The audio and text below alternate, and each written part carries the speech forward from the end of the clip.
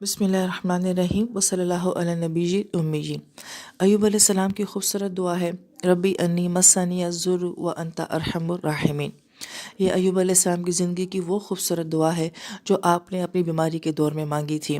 اور ہم یہ دیکھتے ہیں کہ ایوب علیہ السلام کی جو بیماری کا دور ہے وہ مفسرین کرام یہ فرماتے ہیں کہ یہ کافی طویل دور بھی تھا، جیسے کہ بعض روایت میں آتا ہے کہ 18 سال جو ہے آپ نے اس بیماری کو فیس کیا، اور آپ کے ساتھ صرف آپ کی بیوی تھی. آپ کی اولاد کا تذکرہ بھی نہیں ملتا، بلکہ بعض جگہ یہ بھی ملتا ہے کہ آپ نے تنہائی اختیار کر لی تھی، اور آپ کا پورا وجود جو ہے وہ حرکت نہیں کر سکتا تھا، صرف آپ کی زبان جو ہے وہ حرکت کرتی تھی جس سے آپ اللہ تعالیٰ کا ذکر کرتے تھے. اس سے پہلے کہ ہم اس دعا کی خوبصورتی کو سمجھیں، اس سے پہلے ایک بات کا سمجھنا بہت ضروری ہے کہ ہمارا قرآن پاک کے بارے میں یہ عقیدہ ہے کہ قرآن پاک کی صورتوں کی جو ترتیب ہے اور جو آیات کی ترتیب ہے یہ اللہ پاک کی جانب سے ہے. لہذا کس صورت کو کس صورت کے بعد آنا ہے، کس آیت کو کس آیت کے بعد آنا ہے، اور کس نبی کا تذکرہ کس نبی کے بعد کیا جائے گا، یہ ساری ترتیب جو ہے یہ اللہ پاک کی جانب سے ہے. لہٰذا ہم یہ دیکھتے ہیں کہ جس صورت مبارکہ میں ایوب علیہ السلام کی اس دعا کا تذکرہ ہے، اسی صورت میں ہمیں سلیمان علیہ السلام کا تذکرہ بھی ملتا ہے. لہٰذا ہم جب سلیمان علیہ السلام کی زندگی کو دیکھتے ہیں تو وہ ایک بھرپور نبی ہیں، اس طرح سے کہ اللہ پاک نے آپ کو بہت ہی عظیم بادشاہ سے نوازا تھا. جن و انس کے اوپر آپ کے اختیارات تھے، جانوروں کی بولیاں تک آپ کو سکھائی گئی تھیں، اور اس کے علاوہ بھی بہت غیر معمولی قسم کی بادشاہ جو ہے وہ اللہ پاک نے سلیمان علیہ السلام کو دی تھی. لہٰذا ایک نبی کی زندگی میں ہمیں دعوت نظر آتی ہے، جہاد نظر آتا ہے، سفر نظر آتا ہے، علم نظر آتا ہے، ہر طرح کی وہ گہما گہمی جو ہے وہ ہمیں ایک نبی کی زندگی میں سلیمان علیہ السلام کی صورت میں دکھائی جاتی ہے. اور پھر اسی صورت مبارکہ میں جو ہے وہ ایوب علیہ السلام کا ذکر کیا جاتا ہے،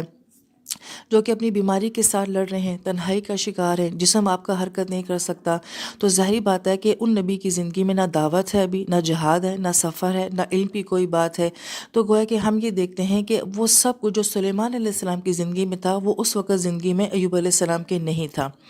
اب یہاں پہ جو بہت اہم سوال آتا ہے کہ اللہ پاک ان دونوں نبیوں کا کمپیریزن جو ہے وہ ایک ہی صورت میں کیوں کر رہے ہیں. تو اس کے پیچھے بہت ساری حکمتیں ہیں کہ اللہ دو نبیوں کی زندگی سنا کے ہمیں کیا سکھانا چاہتے ہیں.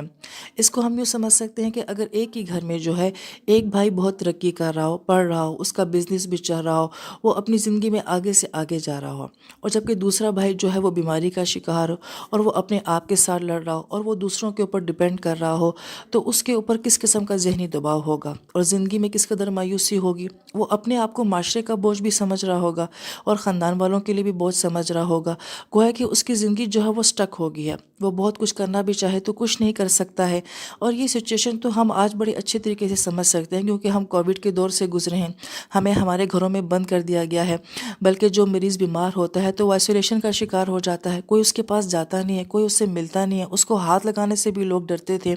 تو گویا کہ وہ اپنے آپ کو کیا سمجھتا تھا، بلکہ یوں کہیں کہ کووڈ سے کم لوگ مرے ہوں گے، اس کے خوف سے زیادہ لوگ مر گئے ہیں.